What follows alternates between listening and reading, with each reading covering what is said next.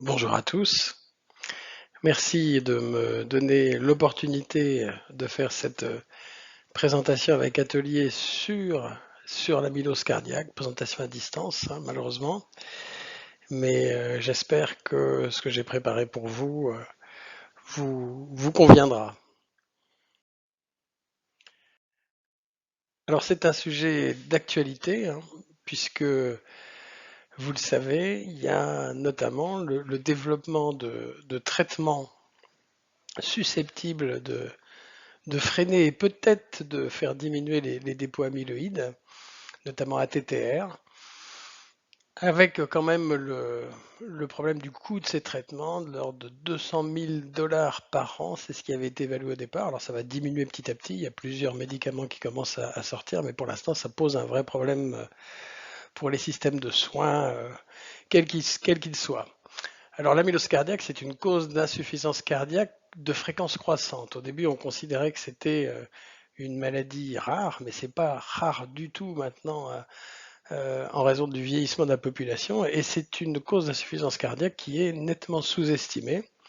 Classiquement, c'est une insuffisance cardiaque à fraction d'éjection préservée, avec une hypertrophie qui est plus ou moins marquée, plus marquée dans les ATTR que dans les AL notamment. Et puis dans les formes asymptomatiques, sans traitement bien évidemment, vous le savez, l'évolution est spontanément très défavorable. Alors, il faut reconnaître que l'imagerie médicale, et en particulier l'imagerie de médecine nucléaire, est devenue très importante pour détecter, caractériser, et peut-être ensuite pour le monitoring sous traitement de ces patients. Alors, quelques rappels très rapides, hein. L'amylose cardiaque est liée au dépôt de chaînes légères d'immunoglobuline dans la forme AL. AL est généralement lié à des plasmocytes clonaux. L'exemple le plus typique, c'est la maladie de Kähler, et dont le pronostic dépend en fait du traitement du myélome, de la chimiothérapie.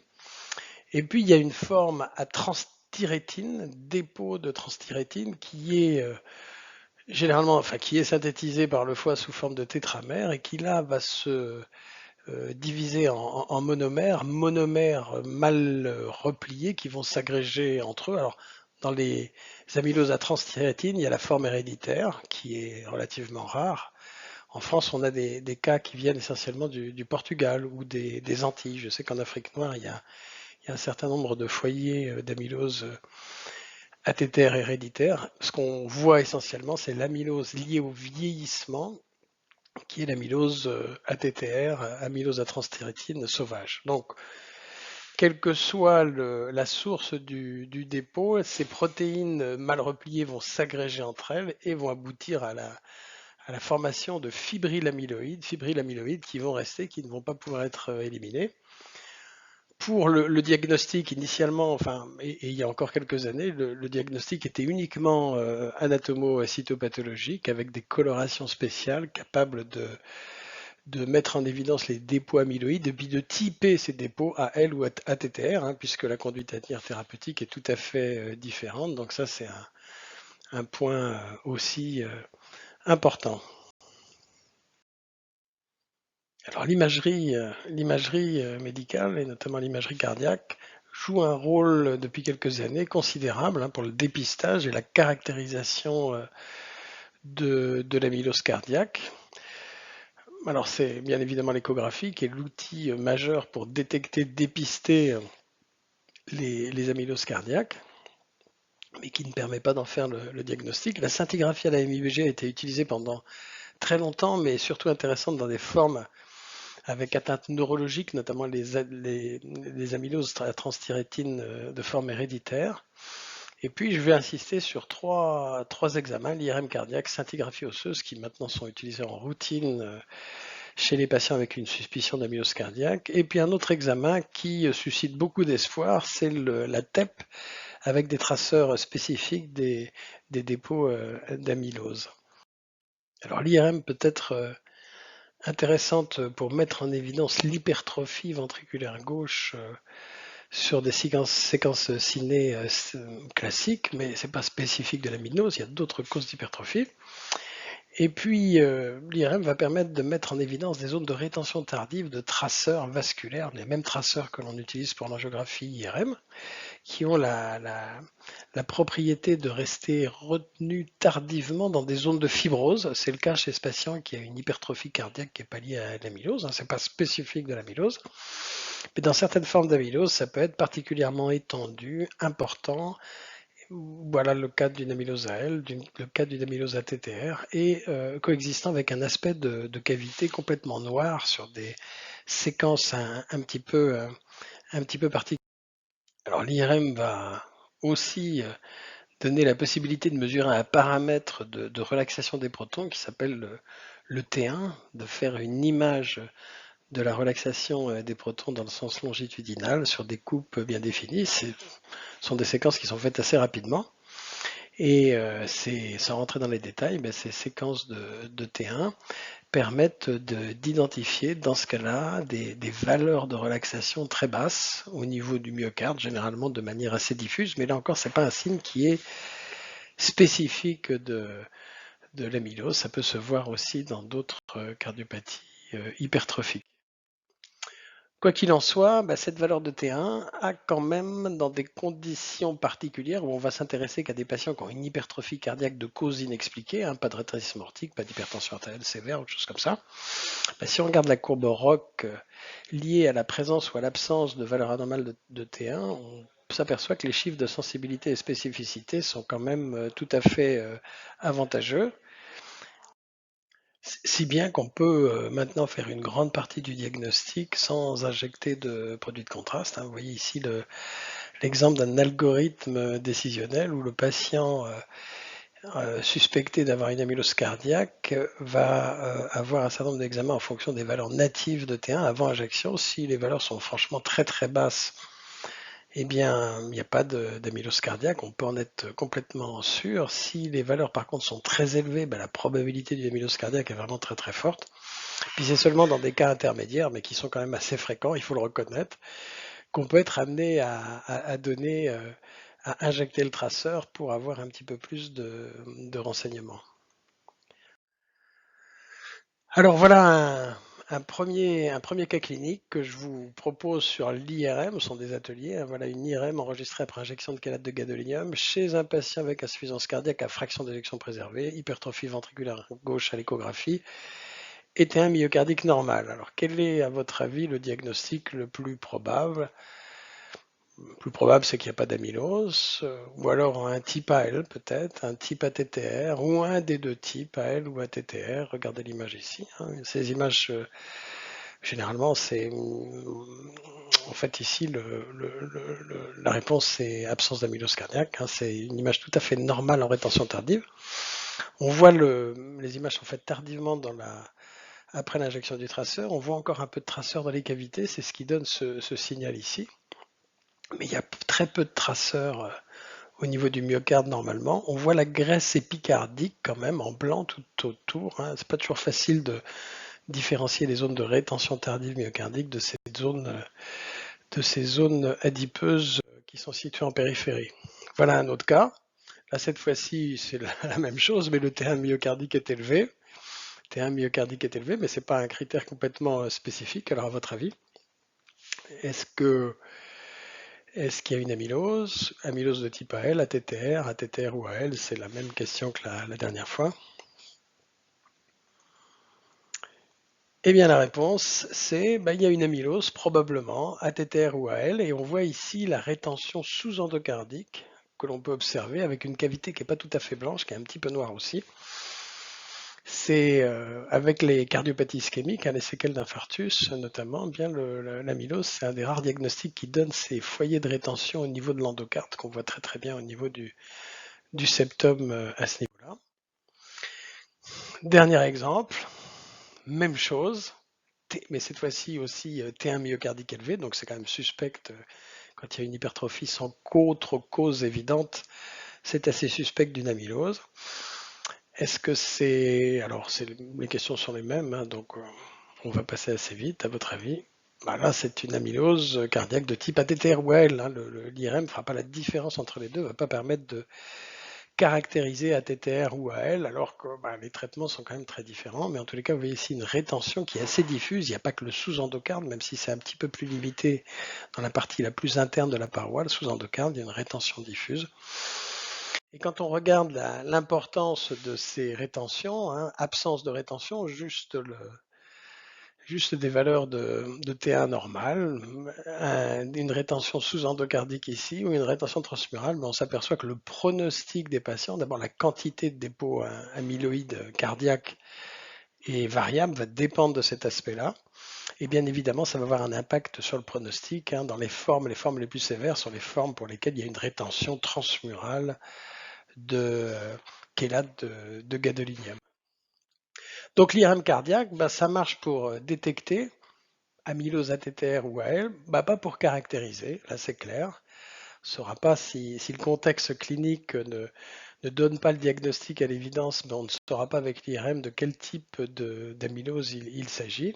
Puis ça donne quand même des informations pronostiques importantes. Alors un deuxième examen qui est très très utilisé dans nos services et probablement dans les vôtres aussi. C'est un examen qui n'est pas tout récent, hein, c'est la scintigraphie osseuse qui va être réalisée de manière tout à fait conventionnelle ici, mais on va regarder s'il y a une captation myocardique ou pas du traceur.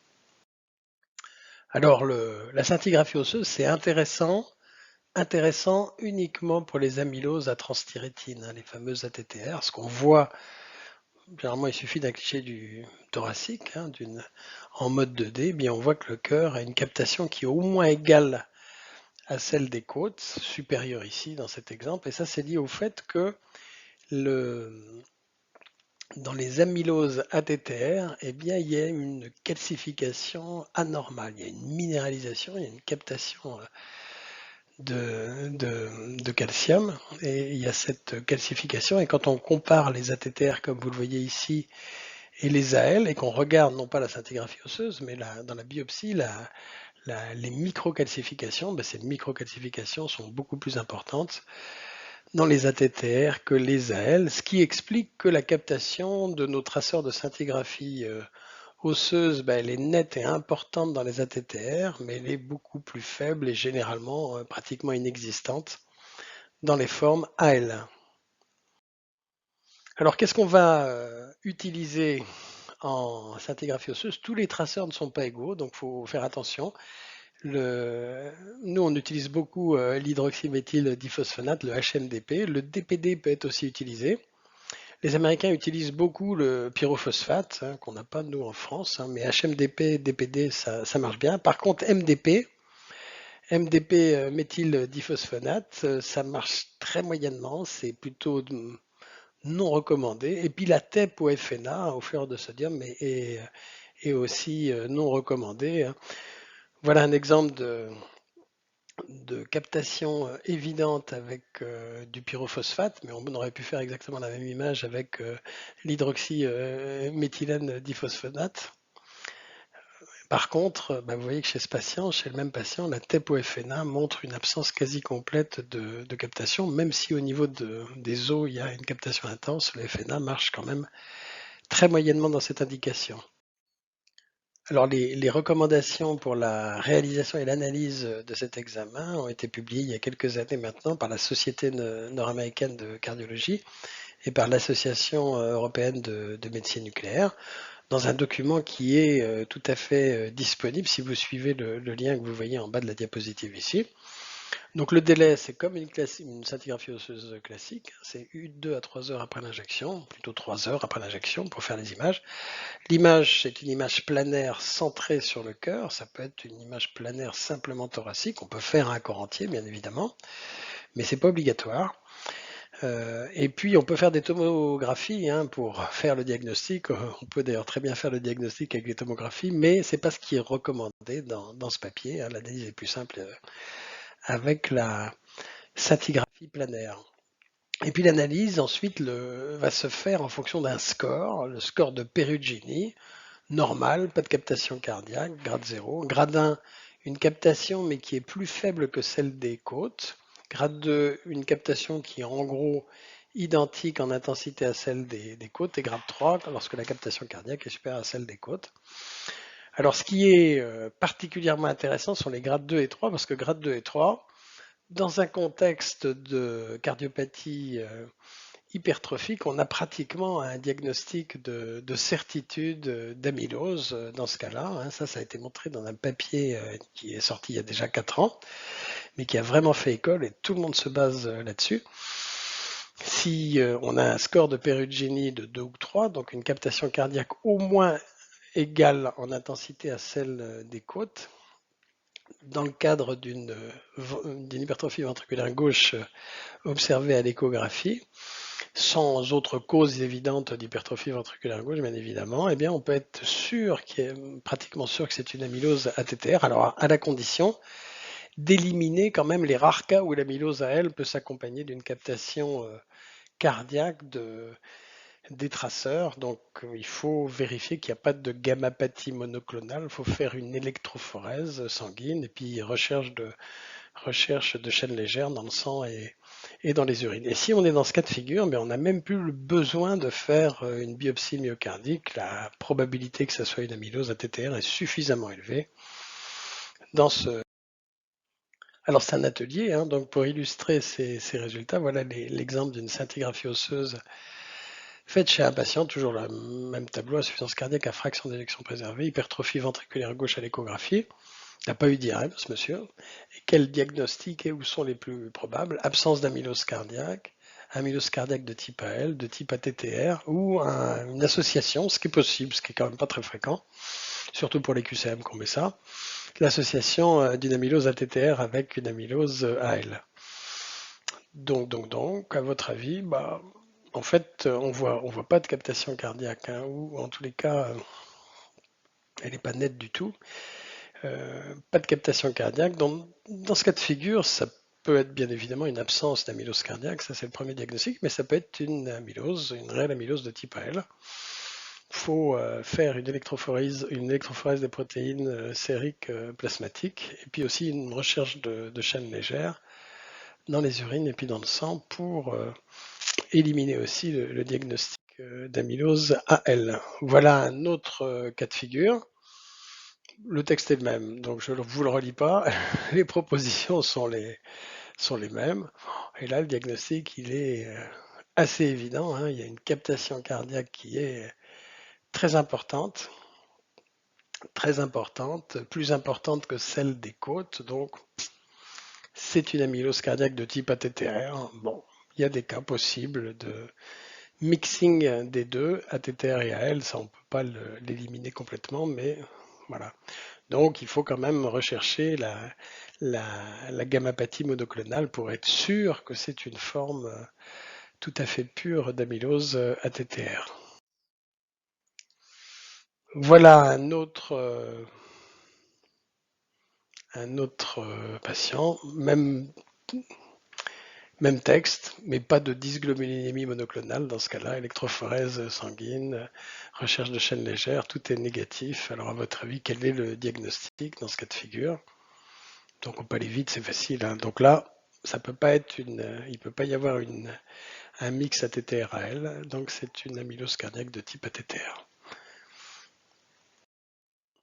Alors on peut aussi, avec la scintigraphie osseuse, faire des images plus précocement, pas attendre fatalement 2 à 3 heures après l'injection. Et vous avez ici l'évolution des activités des tissus mous autres que cardiaque chez un patient qui a une amylose, et puis osseuse. Hein. Vous voyez que si on veut bien différencier la captation cardiaque de la captation osseuse et puis de la captation d'autres tissus mous, on a intérêt à se mettre assez tardivement. Mais là, si on veut simplement comparer la captation cardiaque à la captation du poumon contralatéral, par exemple, autre tissu mou, une acquisition assez précoce suffit. Et donc on peut faire des acquisitions un petit peu plus précoces et puis utiliser des critères plus quantitatifs pour cette analyse. Et ça a été montré il y a peu de temps, enfin il y a peu de temps, il y a quand même 4 ans, dans une étude où le principe est alors soit tardivement, soit précocement, de mesurer, de quantifier avec des rois d'une dimension bien spécifiée au niveau du cœur, de l'autre côté en contralatéral, puis on mesure le ratio entre les deux. Ça, c'est une évaluation quantitative. Et là, vous voyez que le ratio, il est de 2,67 entre le myocarde et le côté contralatéral. Et là, par contre, c'est chez un patient sain, et là, le rapport entre les deux, il est très proche de 1. Alors, c'est intéressant, puis ça marche pas mal. Ça marche pas mal. Alors, si on peut, bien sûr, avec toujours faire le score semi-quantitatif visuel, hein, comme le score de Perugini qu'on vient de voir. Et on peut le faire à la troisième heure, hein, quand c'est grade 2 ou 3, on a vu c'est très spécifique, 100% de spécificité, mais la sensibilité n'est pas excellente, 58% pour les amyloses à transthyrétine. Si on fait le score de Perugini précocement à 1 heure, on a une meilleure sensibilité, ça c'est sûr, hein, mais la spécificité est bien moins bonne. Donc avec le score visuel, ben, le plus intéressant, ça reste quand même ces images tardives. Par contre, si pour la quantification, regardez ce que ça donne, hein, si on fait cette quantification tardivement, ben on a une sensibilité qui n'est pas trop mauvaise, 88%, 86% de spécificité, mais les résultats sont encore meilleurs précocement, à 1 heure après l'injection. Hein. Si on fait les deux petits ronds, on mesure le rapport d'activité entre les deux zones, ben la sensibilité peut être supérieur à 90% avec une spécificité qui est très proche en fait de ce qu'on observe avec le score semi-quantitatif à 3 heures. Alors nous, maintenant, on fait les deux en fait. Comme ça, il n'y a pas de problème. On fait une première image à 1 heure, puis on quantifie, et puis on fait quand même l'image à 3 heures dans le service. Donc, on peut donc faire non seulement 2 à 3 heures après l'injection, mais on peut faire cette analyse quantifiée plus précoce. Et puis ça donne une information pronostique, hein, un petit peu comme l'IRM, en fonction de ce rapport entre H sur contralatéral, Hertz sur contralatéral region. Eh bien, on peut discriminer une population qui a une captation plus importante que vous voyez ici, hein, et dont le pronostic est bien sûr altéré. Donc, à quoi sert la scintigraphie osseuse? La scintigraphie osseuse, ça permet de détecter l'amylose, mais l'amylose à transthyrétine. Ça reste limité à cela. C'est pas comme l'IRM qui sera positive généralement, quel que soit le type d'amylose, mais ça permet justement, c'est l'avantage, c'est de caractériser au mieux le type d'amylose, ce que ne permet pas de faire l'IRM, puis ça donne des informations pronostiques comme le fait d'ailleurs l'IRM. Dernier examen, c'est le dernier arrivé, hein, c'est la TEP des traceurs des dépôts d'amylose. Alors ces traceurs ont eu un développement assez curieux. Au début, c'était pour l'amylose cérébrale, hein, c'était pour l'Alzheimer que tous ces traceurs qu'on utilise maintenant pour l'amylose cardiaque ont été développés. Et puis en fait, on s'est rendu compte, même si c'est pas du tout les mêmes fibrilles d'amylose, hein, au niveau de l'Alzheimer et pour l'amylose cardiaque, on s'est rendu compte que ça marchait très très bien pour l'amylose cardiaque, notamment pour les formes à L. Vous avez ici un patient avec une amylose de type L. Tous ces traceurs sont dérivés d'un colorant qu'on utilise, d'un colorant fluorescent que les anapathes utilisent pour diagnostiquer l'amylose sur les biopsies, en plus du rouge Congo. Alors c'est plus le rouge Congo, mais la thioflavinité reste quand même pas mal utilisée, qui va être capté par les fibrilles d'amylose et qui va émettre spontanément cette fluorescence. Alors vous voyez ici les fibrilles et puis le traceur. Et alors ce qui est intéressant, c'est que ce traceur, en théorie, va être capté par n'importe quel type de d'amylose, hein. Amylose cérébrale, amylose ATTR, amylose AL au niveau du cœur. On verra que ce n'est pas tout à fait le cas. Alors il y a un certain nombre de traceurs que vous voyez ici. Le premier, ça a été le PIB marqué par le carbone 11. Ensuite, c'était le fluorbétaben, le fluorbétapyr, voilà, que vous voyez ici. Ces traceurs ont surtout fait l'objet d'études pilotes. Il y a une grosse étude que je vous montrerai après, mais pour l'instant, c'est surtout des études pilotes qui ont montré que la sensibilité et la spécificité, quand on fait une méta-analyse de toutes ces études pilotes, on est quand même pratiquement à 100 sujets, eh ben, elle est quand même très très bonne, hein. Ça marche avec des chiffres de sensibilité qui sont pas loin de 100% et de spécificité qui sont pas loin de 100% aussi lorsqu'on compare les patients avec amylose versus des patients contrôle, des patients avec une hypertrophie non liée à l'amylose. Mais une information très importante, c'est que la captation de ces traceurs est plus importante pour les amyloses de type AL que pour les amyloses à transthyrétine. Alors on peut le voir, la dernière étude qui a été faite dans ce contexte-là, elle est récente, hein, c'est dans 2020, donc il y a quelques mois, simplement elle est sortie.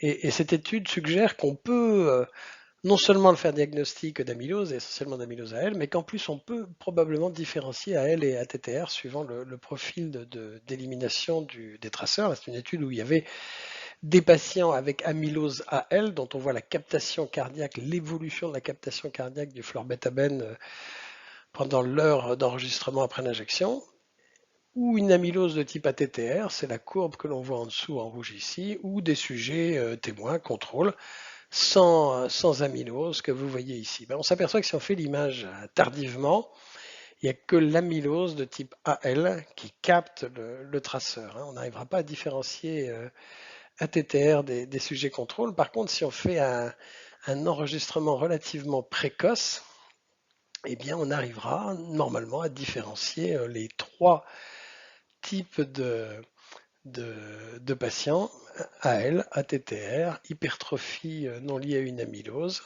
Et ça, c'est vraiment extrêmement prometteur. Vous voyez les images correspondantes ici pour AL, ATTR et non-amylose pour les deux, hein.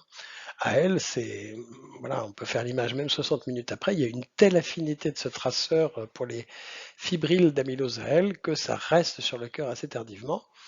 Pour les ATTR, ben, on le voit au début, on le voit dans notre expérience jusqu'à la 20e minute en gros, puis après ben, ça diminue, puis ça disparaît complètement à 60 minutes. Et puis chez les patients qui n'ont pas d'amylose, ben, ça disparaît encore plus rapidement. Alors, ben, comme c'est un atelier, voilà un cas clinique avec imagerie PET fluorobétaben, on va considérer qu'elle est faite tardivement à 1 heure. Une imagerie scintigraphique, elle aussi faite classiquement comme une scintigraphie osseuse à 3 heures. Puis il y a l'IRM ici, on a déjà vu les IRM tout à l'heure, hein. On voit le traceur dans la cavité cardiaque ici, c'est un grand axe vertical. En noir, vous avez la paroi myocardique, la graisse épicardique hein, qu'on voit en liseré blanc autour. Donc, hypertrophie ventriculaire gauche, fraction d'éjection préservée. Quel est le diagnostic ici le plus probable? Absence d'amylose, amylose type AL, type ATTR ou un mix ATTR AL. À votre avis, c'est facile. Il n'y a pas d'amylose cardiaque, hein.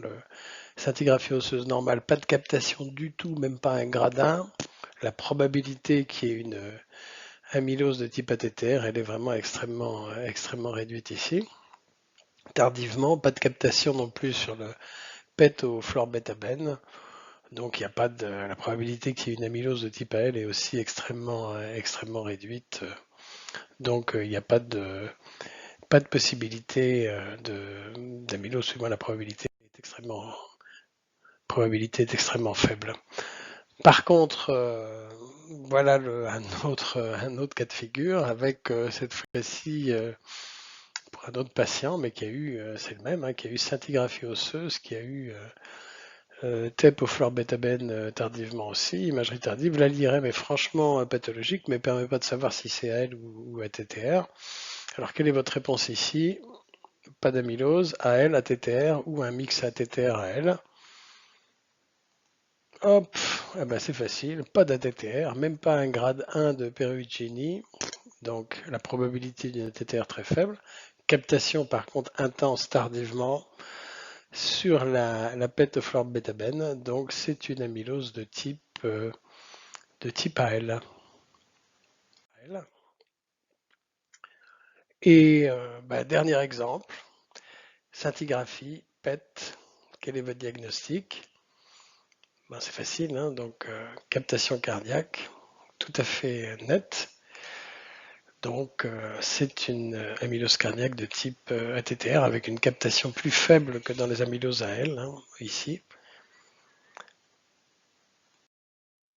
Et donc voilà, ben, la caractérisation en somme des amyloses de manière non invasive, sans aucune biopsie, ben, ce sera peut-être justement pour la médecine nucléaire. On n'a pratiquement plus besoin d'IRM, hein, l'IRM qui permet essentiellement de dire quand on n'a pas de risque d'amylose, notamment lorsque le T1 est tout à fait normal. Ensuite, pour diagnostiquer et caractériser, ben, avec scintigraphie osseuse et florbétabène, on s'en sort très bien. Normal, normal, il n'y a pas de cardiaque amyloïdosis. Florbétabène positive mais scintigraphie osseuse normale, eh bien c'est une amylose de type AL. Et l'inverse, hein, quand la captation est faible en ATTR, mais qu'il y a une captation au niveau de la scintigraphie osseuse, ben dans ce cas-là, c'est une amylose à transthyrétine. Alors il y a quelques autres utilisations possibles, hein, de ces traceurs TEP, mais qui sont quand même moins bien définis, mais qui permettent d'espérer beaucoup de choses, hein. Les traitements sont très chers, en fait, hein, aussi bien pour la TTR, mais pour l'AL aussi, hein, la chimiothérapie. Donc, être capable de monitorer ces traitements, de savoir qui peut en bénéficier lorsqu'il y a une charge en amylose en dépôt importante, et à partir de quand ben, le traitement a marché, ça c'est possible.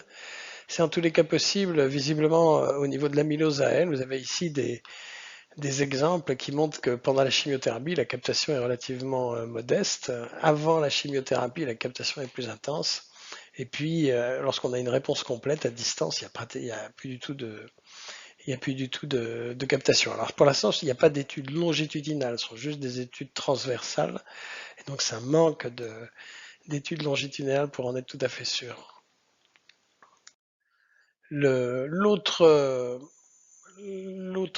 donnée intéressante, ben, c'est être capable de déterminer la charge amyloïde globale du corps, en fait, hein, sur lequel le traitement, et c'est certainement un index qui peut avoir un impact thérapeutique, hein, par rapport à quand on fait une TEP au florbétabène, florbétapir, l'élimination elle est essentiellement digestive, via le foie, les voies biliaires, mais une partie aussi par le rein, donc on ne peut pas analyser cette partie-là.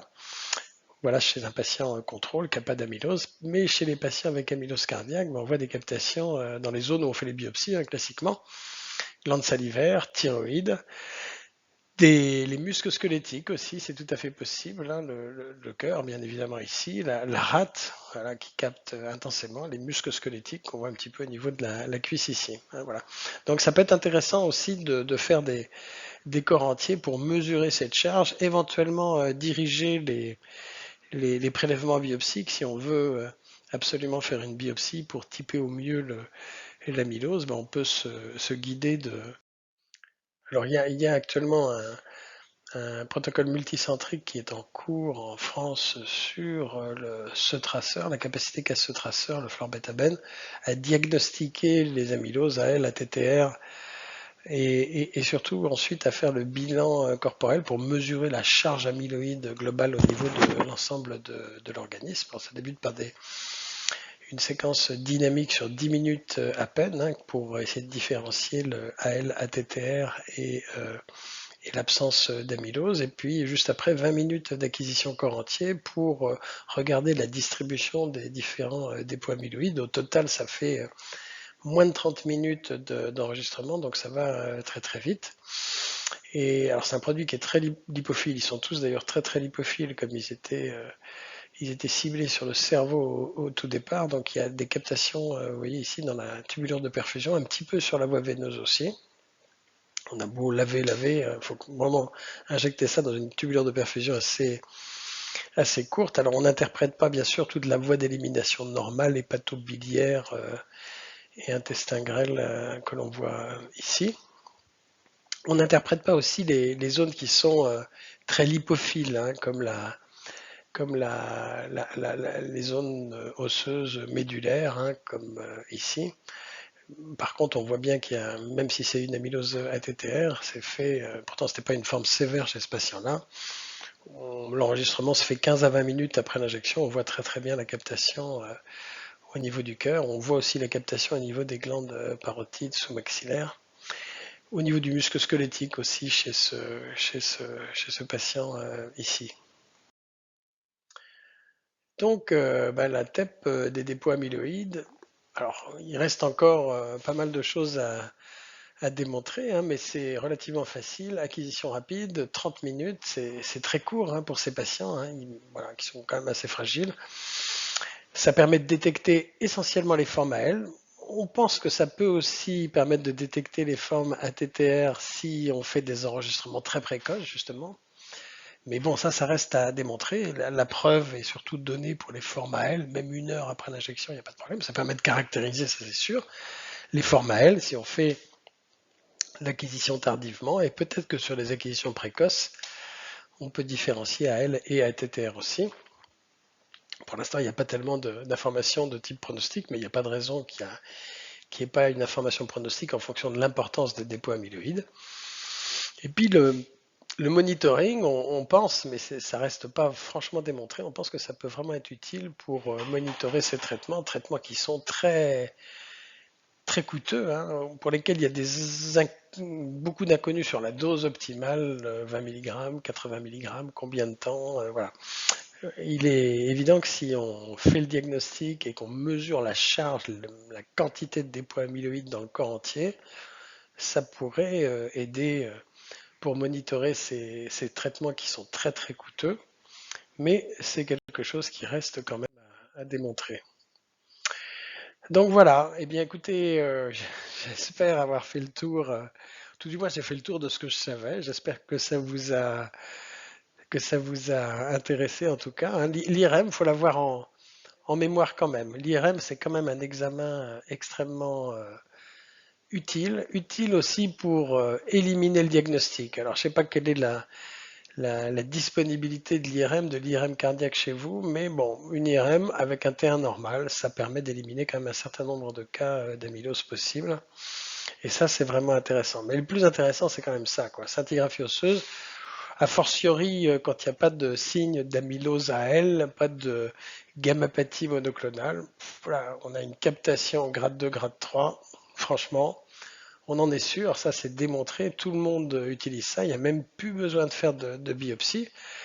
Si vous avez suffisamment d'argent dans ce cas-là pour acheter le traitement, bah oui, on peut donner le traitement qui stabilise vraiment très très bien, hein, qui stabilise en fait les tétramères de transthyrétine qui les empêchent de se transformer en monomères et qui ensuite vont s'agréger. Donc ce sont des traitements qui marchent bien, qui améliorent la survie de ces patients, ça c'est tout à fait clair. Et puis ben, l'avenir c'est ça. C'est pas fatalement un examen très cher parce que le traceur n'est pas compliqué à synthétiser. Parce que l'examen est quand même court, hein, 30 minutes, franchement voilà, il y a des précautions d'injection, hein, vous avez vu, hein. Mais là, pour identifier l'amylose AL associée à des gammapathies monoclonales, en grande partie le myélome, mais pas uniquement, ça c'est, à mon avis, ça va être une indication très rapide de cet examen, un petit peu partout. Mais cet examen, si on regarde les possibilités notamment qu'offre cet examen en termes de corps entier, ben, ça peut permettre d'orienter pour faire des biopsies extracardiaques, quel site il y a on peut avoir facilement accessible un dépôt d'amylose pour en faire ensuite un examen NAPAT. La mesure de la charge amyloïde corporelle globale, ça c'est quelque chose qui peut être intéressant aussi, hein, savoir s'il y en a énormément partout, une amylose ATTR plein les muscles squelettiques des patients, c'est pas la même chose à traiter que s'il y en a simplement un petit peu. Et puis le monitoring des traitements. Voilà. À partir de quand faut-il débuter le traitement? À partir de quand peut-on éventuellement l'arrêter? Peut-être plus dans les formes AL que dans les formes ATTR. Voilà. Bah, écoutez, ça a été un plaisir pour moi de vous faire cet exposé sans voir la baie d'Alger. Hein. J'avais préparé, quand j'avais dit oui au départ, c'était vraiment pour y aller.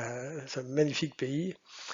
magnifique pays, Tunisie et le Maroc aussi, bien évidemment. Je sais que le congrès est élargi à tous nos collègues du Maghreb. Donc ben, j'espère que ce congrès se passe bien, ce congrès à distance, et puis que j'y ai contribué de manière qui vous a plu, de manière intéressante. À très bientôt, probablement.